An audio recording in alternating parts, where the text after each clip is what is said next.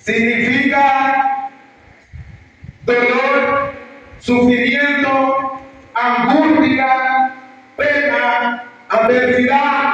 Y estas pueden ser de carácter personal o nacional. A eso usted y yo tenemos que enfrentarnos. De carácter personal, por ejemplo, cuando se nos muere un pariente, sufrimos, lloramos. Cuando tu hijo se mete en la banda o toma un camino en el cual nosotros no elegimos para ello, como padres vamos a sufrir, vamos a derramar lágrimas, vamos a lamentarnos, vamos a quejarnos. Cuando tu hija se va con aquel joven que como madre usted ve que no le conviene, usted va a llorar, va a sufrir, va a lamentar por su hija. Esa es una aflicción de carácter personal. Pero también vemos la aflicción de carácter nacional, como la estamos viendo en este caso en Venezuela. Vemos que a causa de los terremotos, toda la nación entera está enojada, afligida. No solamente la nación de Venezuela, sino que también el mundo entero ha sido solidario con la nación de Venezuela, enviando equipos de rescate, enviando alimentos, porque ven la aflicción que está pasando esa nación. Nosotros la sufrimos en el 2016, pero también vamos a encontrar aflicción, la que tenemos que enfrentarnos de carácter mundial o internacional, como la vimos en la pandemia en el 2020, 2019, 2020. Todo el mundo aún estamos afligidos, nunca antes habíamos visto algo así, y eso a muchos nos sacó sorpresa, nos afligió, la gente lloraba, solo al ver las noticias la gente ya se desmayaba, moría, porque era algo difícil de entender lo que estaba pasando en el mundo entero. Y Jesús nos dice, en el mundo, mientras ustedes estén en el mundo, van a tener aflicción.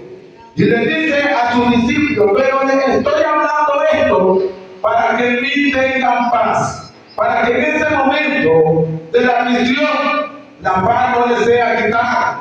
También para que confíen, para que tengan confianza, porque a causa de la persecución, de la aflicción, de la angustia, de la necesidad, nuestra fe puede menguar. Y si nos es quitada la paz en el momento de la aflicción, o nos es quitada la fe, la misma palabra nos dice que sin fe es imposible agradar a Dios. Y Jesús nos está preparando para cuando llegue ese día, no te sea robar a tu paz. Ya te lo estoy advirtiendo, te estoy preparando para cuando llegue ese día, tu fe no mengue, sino que te esfuerces en el Señor y puedas pasar la aflicción que está delante de cada uno de nosotros. Amén. Denle un fuerte aplauso que se lo merece. Y en San Juan capítulo 15, vemos que Jesús preparando a sus discípulos les dice, en el versículo 18 hay un título que dice, el mundo os aborrecerá. No solamente nos está preparando que vamos a tener aflicción como cristianos, nos dice que tengamos paz en él, que confiemos. También nos está diciendo que el mundo nos va a aborrecer. Solo por ser cristianos vamos a ser aborrecidos de este mundo. Y me dice, si el mundo os aborrece, sabed que a mí me ha aborrecido antes que a vosotros. En San Juan 1:11 nos dice su palabra, a los suyos vino y los suyos no lo recibieron. Y ahí en el capítulo 16, el verso 1 y 2 nos dice, estas cosas os he hablado para que no tengáis tropiezo. Vemos que Jesús está preparando a sus discípulos, preparando a la iglesia de mañana, para que cuando lleguen esos eventos no les sea quitada la paz, no tengan tropiezo y su fe no mengue. En el libro de Mateo, capítulo 10, el verso 16 nos dice la palabra de Dios. Mateo 10, 16 nos dice: persecuciones venideras. Vemos que no solamente nos van a aborrecer como cristianos, sino que también vamos a tener persecuciones. No, para cuando nos estén persiguiendo, no vaya a decir, pero la palabra de Dios dice: todo lo puede Cristo que me fortalece, nada me pasará. No, Jesús te está preparando y me está preparando que nos va a aborrecer y van a venir persecuciones a causa de su nombre. Y les dice el verso 16: he aquí os envío como ovejas en medio de lobos. Sed pues prudentes como serpientes y sencillos como palomas.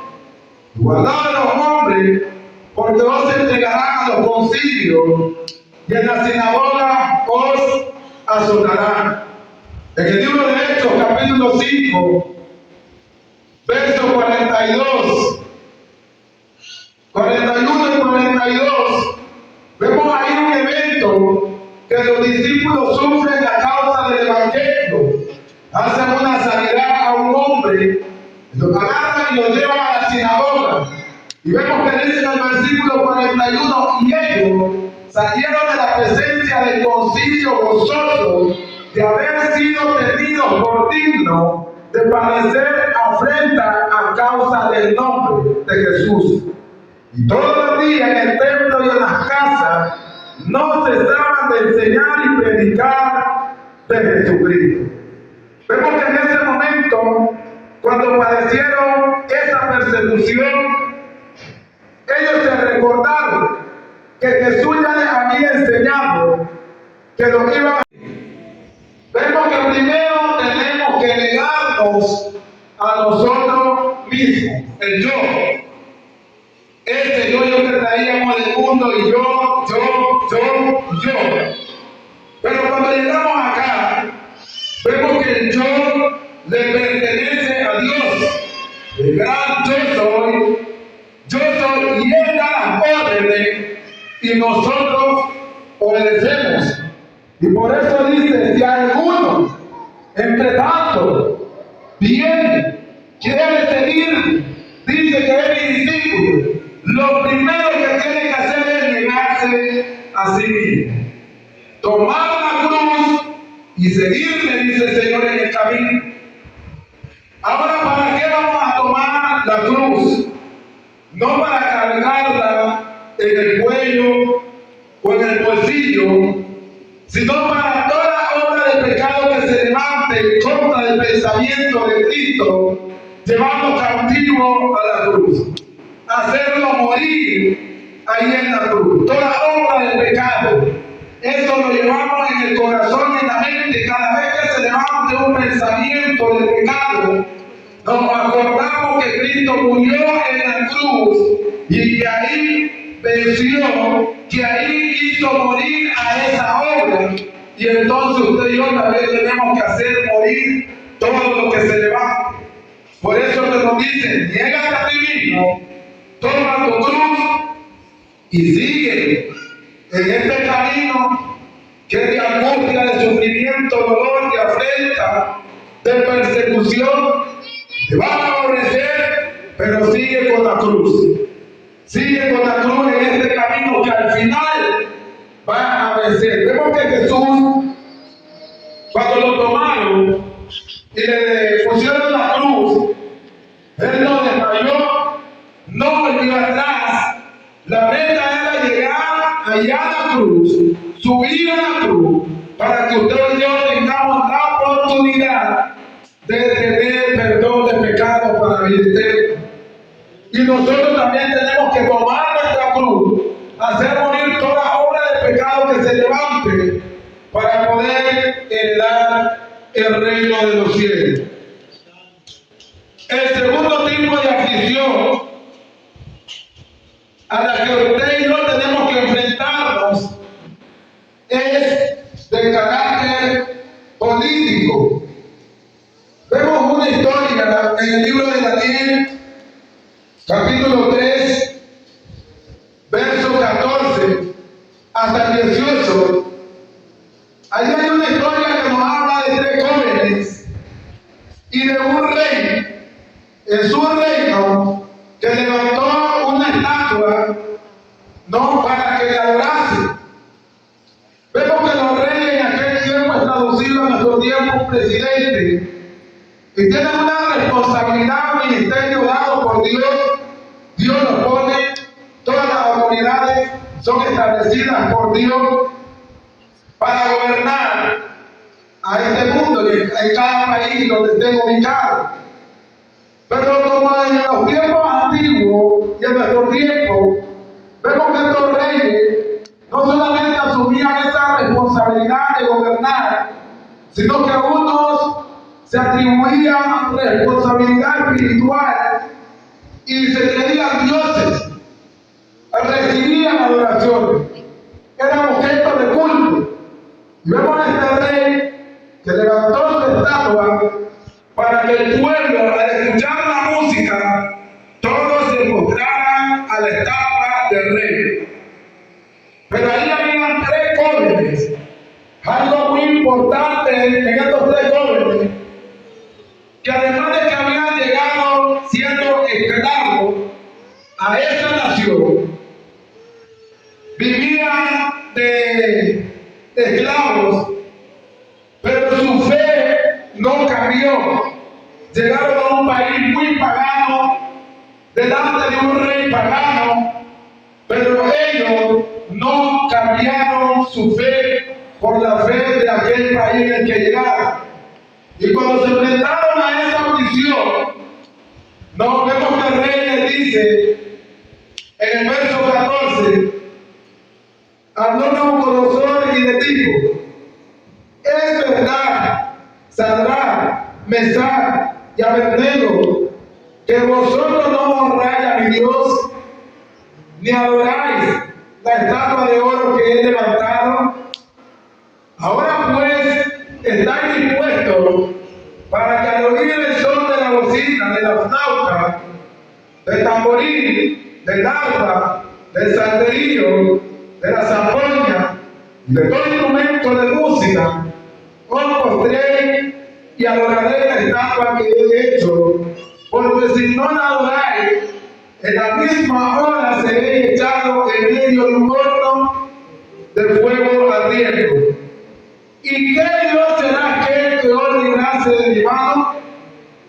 Y ellos le respondieron, Sadrach, Mesach y Abednego, le respondieron a aquel rey: sepa, oh rey, que no nos postraremos parafraseando a tu estatua.